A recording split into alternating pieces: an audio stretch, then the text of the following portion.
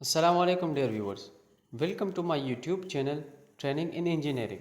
उम्मीद है आप सब खैरियत से होंगे। आज की इस वीडियो में मैं फ़र्स्ट ईयर का एक सब्जेक्ट जो कि इंजीनियरिंग मटेरियल एंड कंस्ट्रक्शन है इस पर डिस्कस करना चाहूँगा। इसका कोड है CT123। क्या कोड है dear students? CT123। CT stands for civil technology. और आप लोग अब पहला चैप्टर है bricks and tiles, chapter number 1, topic number 1, class first year. आपके बुक के फर्स्ट पेज पे ये लिखा होगा कि व्हाट इज़ ब्रिक। अब सबसे पहले हम पढ़ते हैं कि ब्रिक यानी ईंट क्या चीज़ है। ठीक है स्टूडेंट्स, ये बहुत इंपॉर्टेंट चीज़ है। Construction as a construction material यानी हम इसको यूज़ करते हैं दीवारों में, चुनाई में और भी बहुत सारी जगहों पर इंशाल्लाह डिस्कस करूँगा आगे। लेकिन सबसे पहले इसकी तारीफ़ पढ़ते हैं। आपकी बुक पर यही तारीफ़ लिखी होगी। सबसे पहले तो लिखा होगा कि ब्रिक आर वेरी फेमस वगैरह वगैरह, लेकिन एक्चुअल तारीफ़ जो है कि उर्दू में हम पढ़ते हैं कि ब्रिक जो है ना स्टूडेंट्स, ये एक मुस्ततीली शक्ल का होता है और इसका साइज़ जो शेप है ना वो बिल्कुल सेम होता है। और कलर, ये तीन चीज़ें हो गई। Brick are rectangular in shape having same sizes and colour where specific shapes are also made for specific purpose. ठीक है स्टूडेंट, यानी ब्रिक एक मुस्ततीली शक्ल का होता है, इसका साइज़ भी सेम होता है, साथ में कलर भी सेम होता है और स्पेसिफिक शेप्स के जो हमारे ब्रिक्स हैं ना स्टूडेंट्स, ये स्पेसिफिक पर्पस यानी ख़ास मकासद के लिए हम इस्तेमाल करते हैं। ये ब्रिक की तारीफ़ है। एक और तारीफ़ भी पढ़ते हैं कि मुस्ततीली शक्ल का बना हुआ ईंट या ब्लॉक जिसे हम कहते हैं, जिसका साइज़ 9 इंच मल्टीप्लाई बाय 4.5, ठीक है स्टूडेंट्स, ये वाला, और मल्टीप्लाई बाय 3 इंच। अब इसका मतलब क्या है? 9 इंच हमारे पास है इसकी लेंथ, ब्रेथ इसकी है 4.5 इंच और हाइट इसकी या थिकनेस हम कह सकते हैं इसकी है 3 इंच। अच्छा, अब 9 इंच हमारे पास ये जो है स्टूडेंट्स, ये स्टैंडर्ड साइज़ है हमारा, ठीक है, इन इंचज़। अब 19 मल्टीप्लाई बाय 9 ये मैंने लिखा है, 19 मल्टीप्लाई बाय 9 मल्टीप्लाई बाय 9, ठीक है स्टूडेंट्स।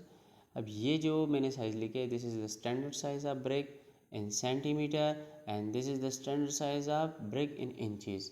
उम्मीद है समझ आ गई होगी आपको कि ये तारीफ़ भी आप पेपर में लिख सकते हैं कि मुस्ततीली शक्ल का ईंट जिसका साइज़, जिसका कलर, जिसका स्पेसिफिक शेप होता है और जिसका size 9 multiply by 4.5 multiply by 3 inch होता है, या 19 मल्टीप्लाई बाय 9 मल्टीप्लाई बाय 9। अब आपकी बुक पे जो ब्रिक का साइज़ है वो बिल्कुल इसी तरह है स्टूडेंट्स, ठीक है, ये वाला और ये दोनों हैं बिल्कुल सेम। तो और भी है, ये मैंने लिखा है पाकिस्तानी ब्रिक का साइज़ जो है ना ज़्यादातर ये होता है, ठीक है स्टूडेंट्स। ये मैं आपको कर रहा हूँ, ये देख लीजिए, ठीक है, ये 8 मल्टीप्लाई बाय 4 मल्टीप्लाई बाय 3। अब यहाँ में एक बात नोट करने की, जितनी भी हमारे ब्रिक की साइज़ यानी लेंथ में कमी आएगी इतनी क्वांटिटी बढ़ेगी, ठीक है।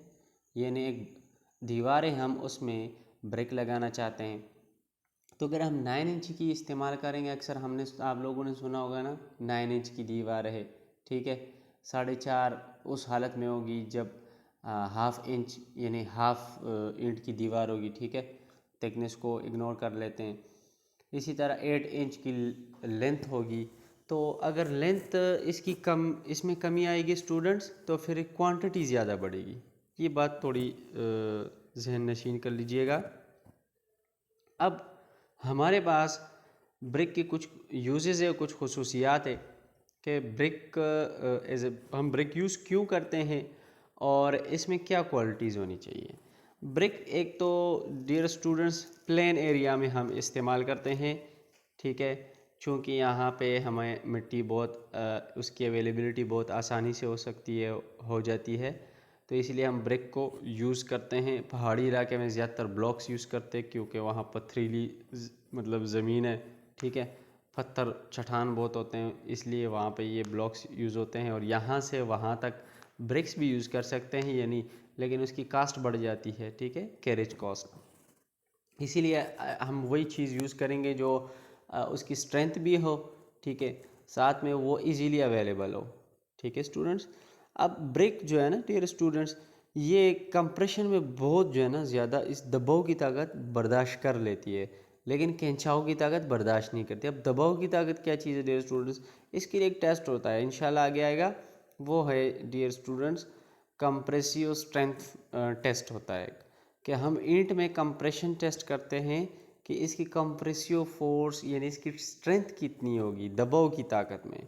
तो इसके लिए ये टेस्ट होता है, इंशाल्लाह जब आगे आएगा मैं डिस्कस करूँगा। अब इस दीवार को हम लोड बेयरिंग के लिए भी यूज़ करते हैं। इसमें एक फ्रॉक बना होता है, और फ्रॉक किस मकसद के लिए बना होता है, वो इस मकसद के लिए बना होता है डियर स्टूडेंट्स, या तो कंपनी का नाम लोग लिखा होता है उसमें, और उसमें हम मसाला भरते हैं, और उसके ऊपर ही जो है ना ये फ्रॉक जब हम दीवार में लगाते हैं यानी ईंट लगाते हैं तो इसका फ्रॉक ऊपर की तरफ रखते हैं। अक्सर मैसन इसको नीचे की तरफ कर देते हैं, ये तरीका ठीक नहीं है। हम ईंट को हमें चाहिए कि बिल्कुल इसका फ्रॉक बिल्कुल टॉप पे आए, उसके ऊपर जो है ना दूसरी ईंट आए, ताकि इसका बाण मजबूत आए हमारे पास। क्योंकि जब जलजला वगैरह इस तरह आता है तो दीवार में फिर क्रैक्स आने शुरू हो जाते हैं, इसलिए फ्रॉक बहुत इंपॉर्टेंट चीज़ है। इससे मैसन की जो गिरफ्त है ना ईंट उठाने में वो भी मजबूत होती हैं, और भी बहुत सारी वजूहत हैं, इंशाल्लाह आगे आएगा डिटेल से पढ़ेंगे। अब ब्रिक्स को यानी हम पार्टीशन वाल में भी यूज़ करते हैं। एक तो लोड बेयरिंग वाल का मकसद ये है कि पुराने ज़माने में जो दीवारें होती थी, या अक्सर हमारे नॉर्मल फैमिलीज़ में हम घर बनाते हैं तो फिर वो दीवार में कॉलम्स वगैरह नहीं होते, तो वो दीवार जो है ना उसकी थिकनेस बढ़ा के उसके ऊपर ही लोड डाल देते थे। 13.5 इंच की दीवार होती थी पहले, आजकल 9 इंच की हो गई, थोड़ी मॉडिफिकेशन हो गई है। अब आगे चलते हैं। Bricks are use in partition wall. ठीक है स्टूडेंट्स, मैं ये पढ़ रहा हूँ, brick are use partition wall. Partition कैसे कहते हैं, पर्दा दीवारी को।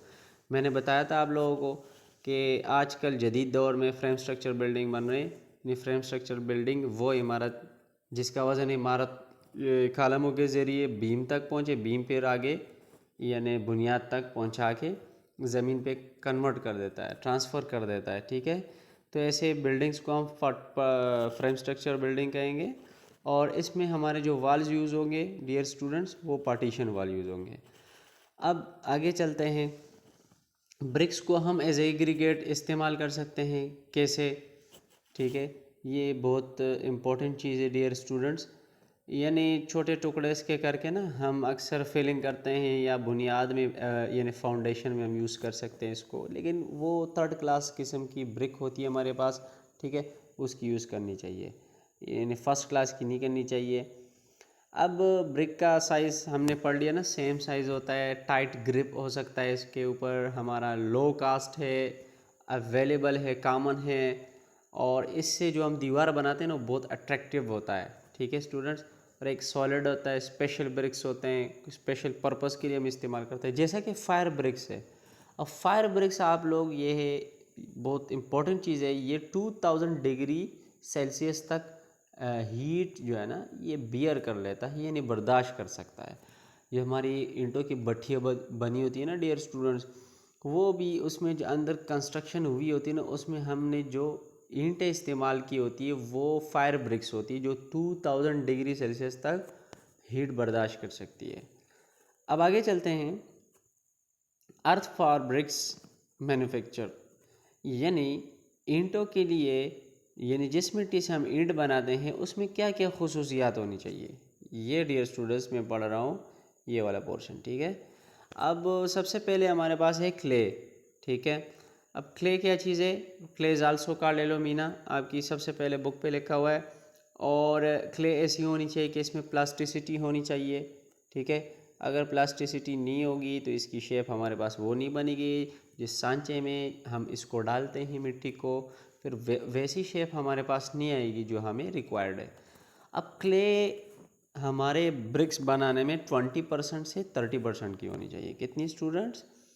20% से ये, ठीक है, 30%। इसी तरह आगे चलते हैं।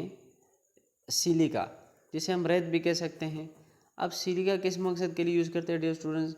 ये मतलब जैसे कि ईंट की शक्ल होती है ना, अक्सर वो बिगड़ जाती है, तो ये इस वजह से बिगड़ जाती है डियर स्टूडेंट्स। एक तो प्लास्टिसिटी का मसला भी होता है, दूसरा ये कि श्रिंकेज का अमल, आपने नाम सुना होगा, सुकड़ाव का अमल होता है। तो ये जो सैंड होती है ना, ये सुकड़ाव अमल को रोकती है, ठीक है, यानी ईंट के शक्ल को बिगाड़ने से बचाती है ये, ठीक है।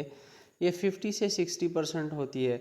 लाइम हमारे पास, चूना जिसे हम कहते हैं, क्ले और सिलिका को, ठीक है, in the presence of lime एक केमिकल रिएक्शन होता है, ठीक है, 3 से 5% ये होना चाहिए, इससे ज़्यादा नहीं होना चाहिए। फिर अदर इंग्रेडिएंट्स हमारे पास है, जैसे कि आयरन पायराइड्स। स्टूडेंट्स यहाँ पे एक बात ज़हन नशीन कर लीजिएगा, आयरन पायराइड्स जो है ना, ये 10 से 12% हमने यूज़ करना है। अब ये हार्मफुल भी हो सकता है अगर हम इस परसेंटेज से ज़्यादा यूज़ करें। जैसे कि ईंट का जो यानी कलर है ना, वो अक्सर आप लोगों ने देखा होगा ना, वो रेड कलर का होता है, मतलब उसकी सुरमाई हमें नज़र आती है आयरन पायराइड्स की वजह से, ठीक है। और आगे चलते हैं, ये मैंने लिखा है नीचे स्टूडेंट्स, ये मैंने नीचे लिखा है कलर येलो।